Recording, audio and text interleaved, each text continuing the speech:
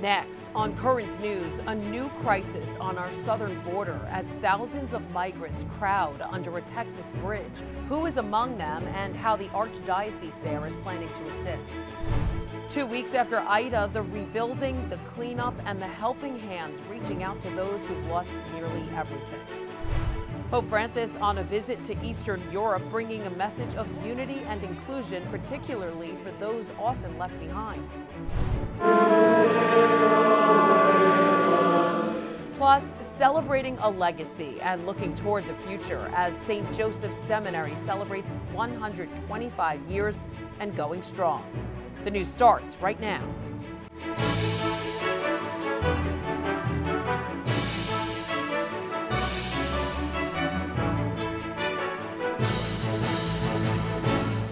Welcome to this special edition of Currents News. I'm Christine Persichetti. A humanitarian crisis. That's what the migrant situation is being called in the small border city of Del Rio, Texas, as the number of people trying to seek asylum in the U.S. has exploded in just days. We're in Del Rio, Texas. That's Senator Ted Cruz as he gets cell phone video of the thousands of migrants camping out underneath the Del Rio International Bridge on Thursday. This is a disaster, and it is a man-made disaster. Cruz says just over a week ago there were fewer than 1,000 people under the bridge, but he says after deportation flights back to Haiti were canceled, that number grew tenfold to more than 10,000 people. The majority of people here are from Haiti, which has seen two tragedies in recent months: the assassination of their president, Jovenel Moise, and a major earthquake that destroyed homes and killed thousands. The surge of migrants living in squalid conditions is overwhelming Border Patrol and this small border city. The Archbishop of San Antonio, Gustavo Garcia Sierra, says, "For many years, we have been serving migrants and refugees in Del Rio, but now it is a bit overwhelming, and the city itself does not have the capacity to absorb."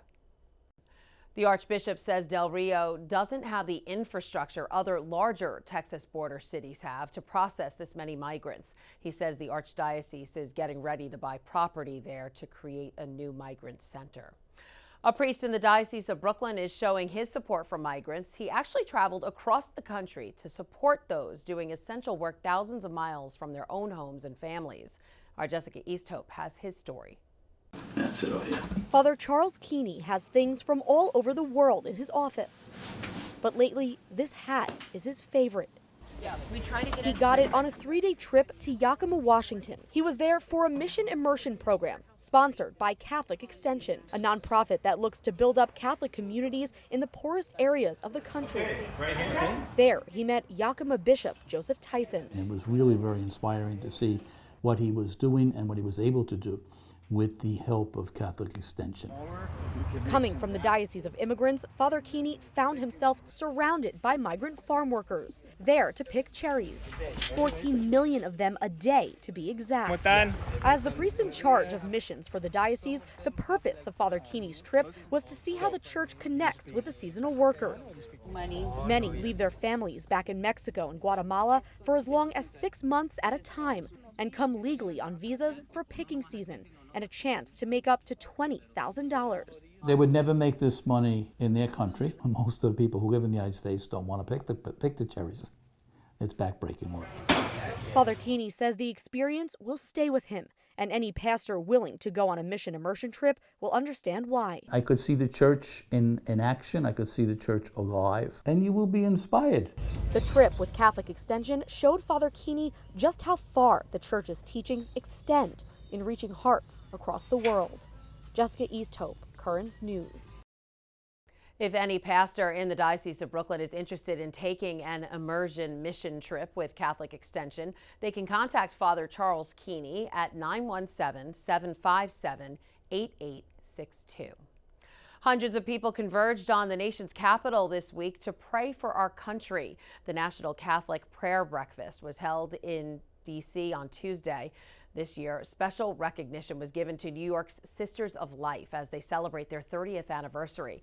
The Sisters of Life was founded by then head of the Archdiocese of New York, Cardinal John O'Connor, for the protection and enhancement of the sacredness of every human life.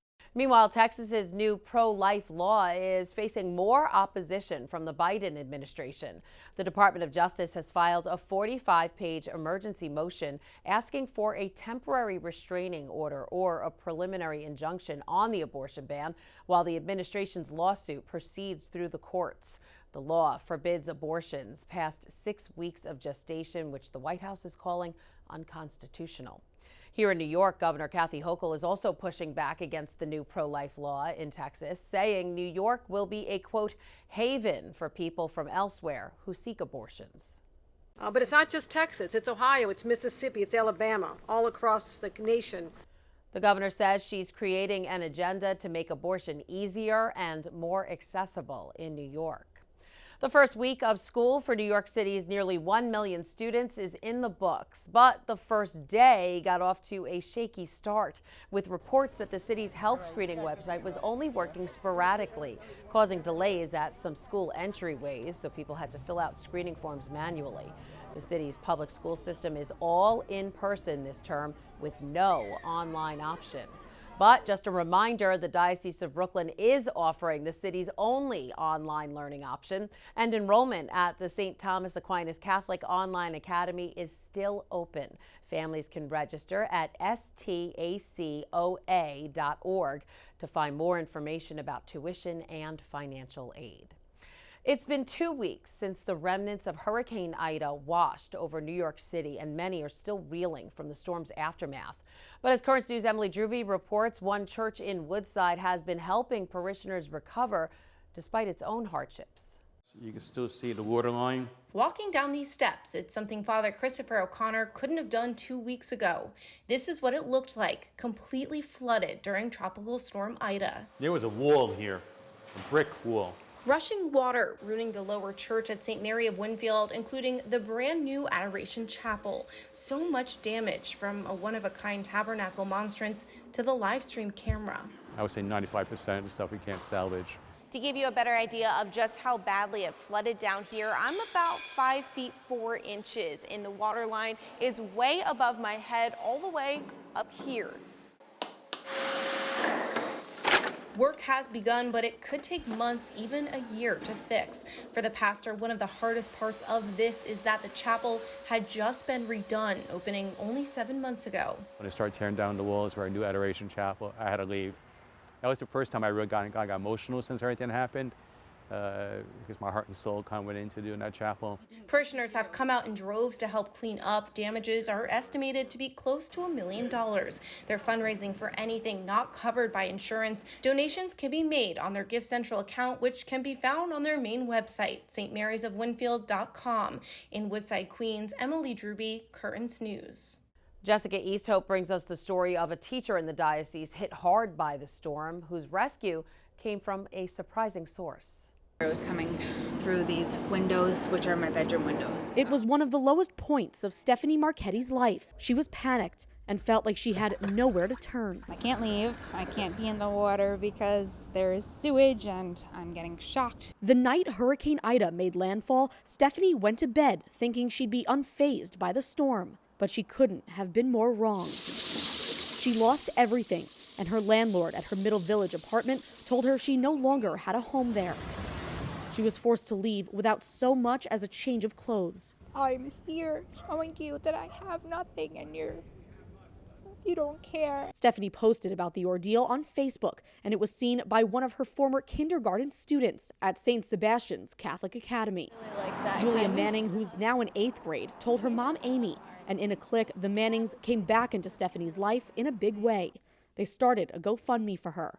It felt good that you're helping somebody out, and especially somebody that I know. I saw how it helped Stephanie feel like there were people that cared about her. So far, they've raised a few $1,000s, but more than that, they've raised Stephanie's hope. I just needed that faith in humanity again. And for the Mannings, it was an opportunity to give back and live their faith. We tell our kids all the time, do the right thing, look out for people, help people in need, and it's more important to show them. They're hoping to raise more money. Stephanie has a long way to go, but she's learned that just as quickly as your life can change for the worse, it can change for the better.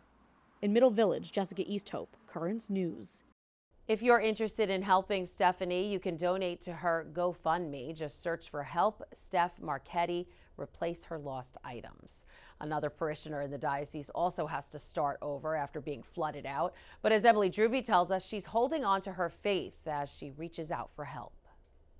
You see, the water came up to here. The flooding line still visible in Leticia's Queens apartment. Mold now covers the walls. Tropical storm Ida flooded into her basement apartment, swift without any warning, leaving her desperate for a way out. For a couple of minutes, I was like, what am I going to do? But as soon as the water broke in, it broke the door. I just thought I have to get out. Water up to her knees in 5 minutes.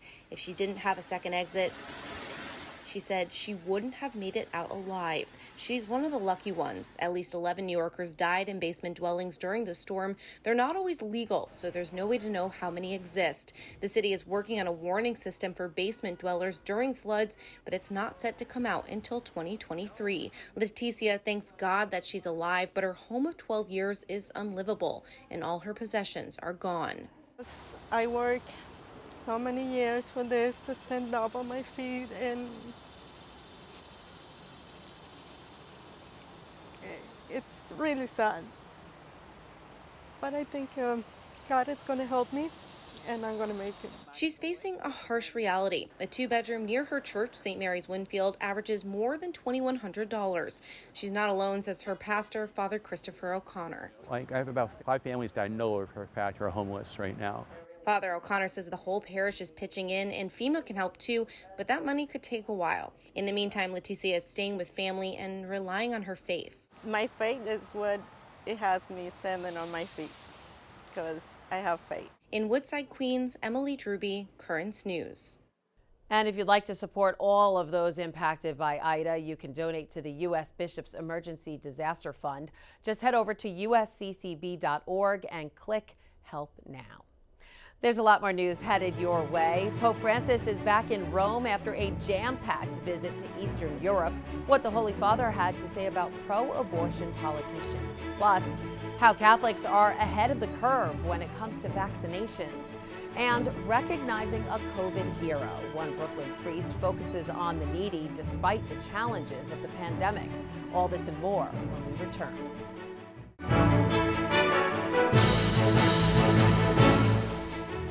Pope Francis is back in Rome after a 4-day visit to Eastern Europe. He addressed the faithful in Hungary and Slovakia about the plight of migrants and the need for countries to welcome them. Inez San Martin, Rome bureau chief at Crux, traveled with the Pope and updated us along the way. I spoke with her at the end of the trip about the press conference aboard the papal plane and what the Holy Father had to say about pro-abortion politicians and the Eucharist.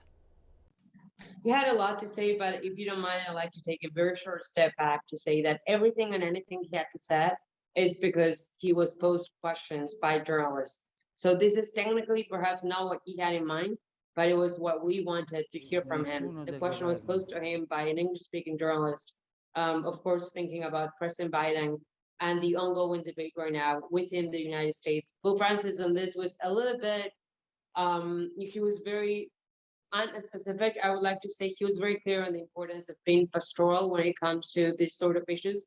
But he was also very clear when he said that those who participate in abortion, those who support abortion, are outside of what he called the community. And by being outside of the community, you cannot receive communion, which of course is a long way of saying you're excommunicated. Even if it's temporarily, you cannot receive communion. All right, and speaking of safety, Pope Francis was also asked about COVID vaccines. There are some lawsuits over vaccine mandates here in New York. At least one has to do with religious exemptions. So what did the Holy Father say about getting the vaccine? This was also very important. He said what he has been saying, which is getting vaccinated is an act of love. But he did also acknowledge that there are those who have problems with the vaccine, who have doubts over the vaccines. Now, in his mind, or at least in his answer, that had nothing to do with the moral element that a lot of Catholics and a lot of Christians are talking about, which is is there any connection to abortion in the process of producing or investigating and researching for the vaccine. It had everything, however, to do with being suspicious of the fact that it was all done very quickly and that the pandemic itself was very virulent and very unexpected. That was Rome Bureau Chief for Crux, Inez San Martin. Be sure to check out thetablet.org to read all of Inez's reporting on the Pope's trip and more about the press conference on board the plane back to Rome. Meanwhile, Bishop Kevin Sweeney of Paterson, New Jersey, is strongly encouraging clergy to get vaccinated against COVID-19. In a letter, he said non-medical exemptions for the vaccine will be kept minimal, saying there may even be a discussion as to whether non-vaccinated priests can remain in active ministry. He further went on to say that if a priest feels he cannot get vaccinated, he will have to contact one of the diocesan vicars general so they can discuss the exemption with the bishop. Bishop Sweeney said the diocese's Office of Clergy Personnel can be of assistance if a priest needs information on how and where to get vaccinated.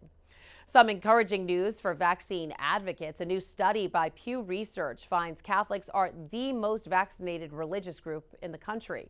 According to the survey, 82% of Catholics have received at least one dose of a COVID vaccine. The lowest percentage, white evangelicals at 57%. Hispanic Catholics were more likely to have a dose of the vaccine than white Catholics.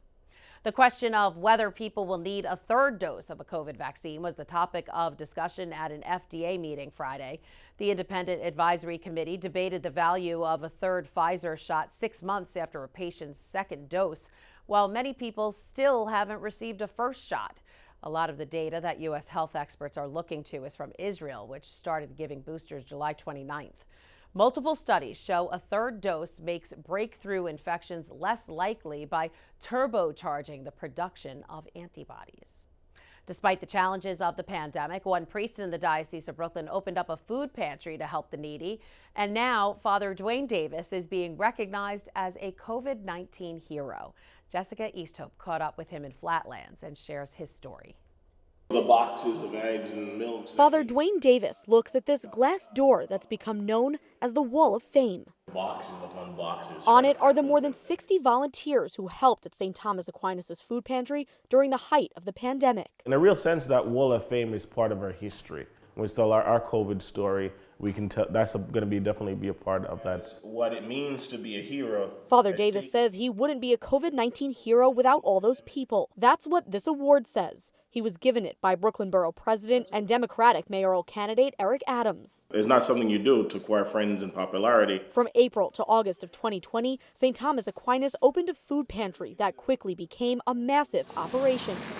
It was the first parish pantry to have a drive-up option, and in that time fed more than 69,000 families. Some people had the money to pay the rent, but they didn't have money to get food. And for us to be able to help them in such a way was really a great joy.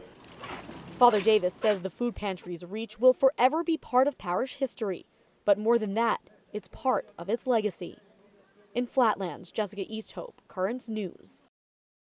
Still to come on this special edition of Currents News, honoring New York City's first responders. The Feast of San Gennaro returns to Little Italy after a year-long hiatus. And the Diocese of Brooklyn's brand new Arts Center kicks off the season with a special visit from the Tin Can Pilgrim.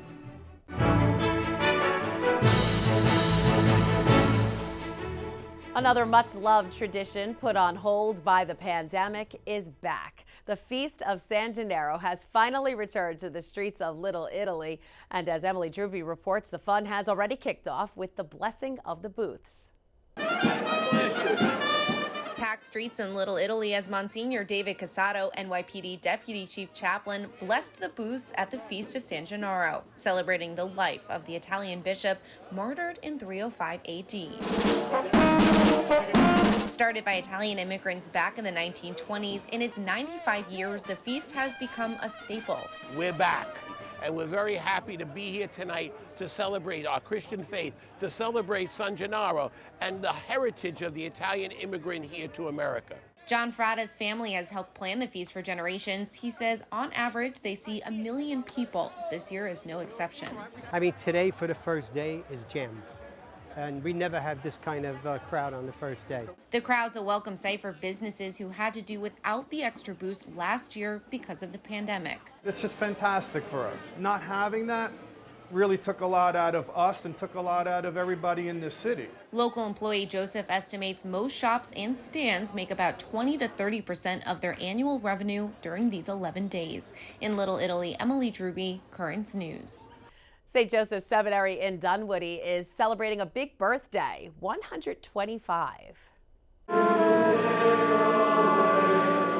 Seminarians past and present gathered for a mass presided by Cardinal Timothy Dolan in honor of the milestone on Thursday. In his homily, Cardinal Dolan highlighted how the Word of God has remained a central focus over the years, even back in 1896 when seminarians were writing with quill pens. Now, seminarians and lay students learn together, many virtually, about the history of our faith and the Church's mission.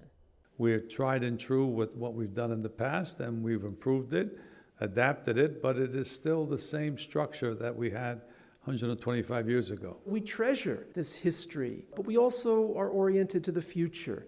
How can we respond to the challenges of the church today? It really just gives me courage seeing that there are so many priests, so many good and holy priests that have continued, and after seeing them all these years, just see that they are really living out their faith and helping bring people back.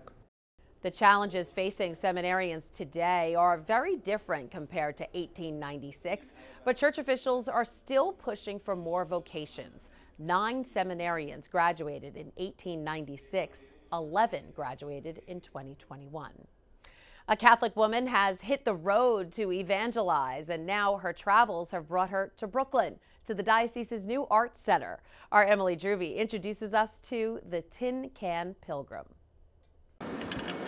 A daily action for Linda Rizal, unlocking her 19-foot Airstream, her tin can home, in which she travels the world. It was totally an inspiration from God. A lawyer by trade, she left her job and sold her home after stumbling upon an Airstream dealership. It was like, this place is beautiful. I could live here, and then I could go anywhere and whatever God wants me to do. And I just kept praying about it. Traveling the country since 2018, visiting religious sites and national landmarks, evangelizing along the way with tools like conversation, her blog, and now her book, Journeys with a Tin Can Pilgrim. Now she's traveled all the way to the Diocese of Brooklyn, making the brand new Emmaus Center part of her book tour. A perfect fit for their first event, explained board chairman Monsignor Jamie Gigantiello. That evangelization theme, which is her life and her witness, is really what this center we want to be, should be, to evangelize through the arts. Linda and her tin can kicking off what is sure to be a strong legacy here at this art center, all in the name of evangelization. In Williamsburg, Brooklyn, Emily Druby, Currents News. Rome wasn't built in a day, but it only took one Chicago man 3 months to build Vatican City. That and 67,000 tiny plastic Lego pieces. Throughout the lull of the pandemic, Lego architect Rocco Butlier recreated the Holy Father's home, a miniature model so faithful it includes a tiny red tile marking the window where His Holiness recites the Angelus each Sunday. Rocco is currently working on a replica of first century Jerusalem for a museum in Brazil. Amazing. And that is Currents News. I'm Christine Persichetti. Thank you for joining us because we are putting your faith in the news. Hope to see you again next time.